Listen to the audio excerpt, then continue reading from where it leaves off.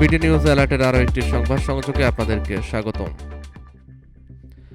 Anonymous নামে রহস্যজনক page থেকে আগেই দেওয়া হয়েছিল বিমান দুর্ঘটনা সতর্কবার্তা।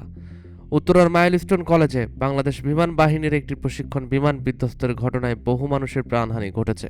এছাড়াও রাজধানীর বিভিন্ন হাসপাতালের প্রায় শতাধিক শিক্ষার্থী বর্তমানে চিকিৎসাধীন রয়েছে।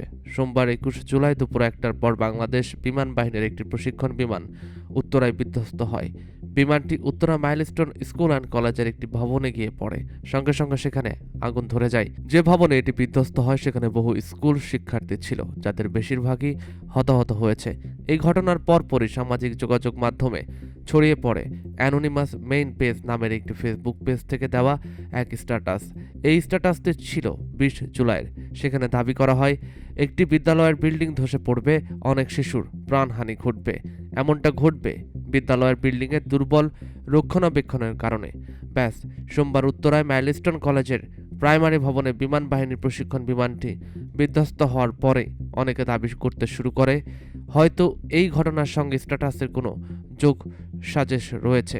শুধু তাই নয়, ওই একই পেজ থেকে উত্তরায় বিমান দুর্ঘটনার কিছুক্ষণ পরই অপর এক স্ট্যাটাসে দাবি করা হয় তারা আগেই সতর্ক করেছিল, একদিন আগেই এমন কিছু ঘটবে, সেটার আগাম বার্তা দিয়েছিল। এরপরই ঝড়ের গতিতে ভাইরাল হতে থাকে অ্যানোনিমাস মেইন পেজ নামের ওই ফেসবুক পেজ থেকে দেওয়া একের পর এক স্ট্যাটাস।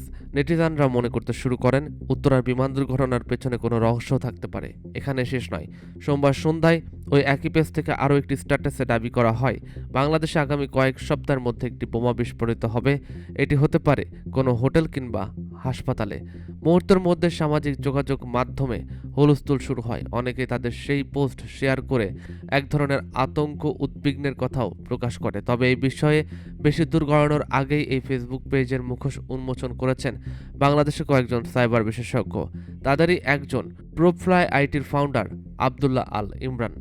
এই পেজটি কারা পরিচালনা করছে তাদের তালিকা বের করেছেন ইমরান ও তার দল।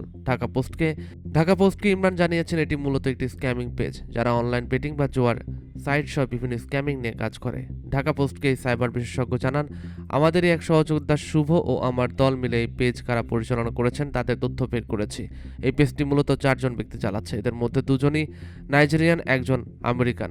এরা মূলত অনলাইন বেটিং বা জুয়ার সাইট সহ বিভিন্ন স্ক্যামিং নিয়ে কাজ করে। গত রোববার তাদের পেজ থেকে কোনো একটি বিদ্যালয় ভবন ধসে পড়তে পারে এমন অনুমান করে পোস্ট করা হয়। পরের দিনে উত্তরায় বিমান দুর্ঘটনার বিষয়টি ঘটায়।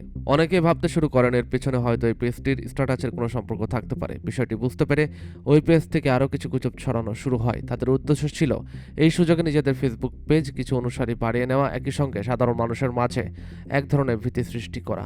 তবে ইমরান জানালেন তাদের টিম খুব দ্রুতই এই পেজ কারা পরিচালনা করছেন সেই ব্যক্তিদের পরিচয় বের করার পরপরই আইডিগুলো ডিঅ্যাক্টিভেট করে দেওয়া হয়েছে। ফলে পেজটিও এখন আর খুঁজে পাওয়া যাচ্ছে না।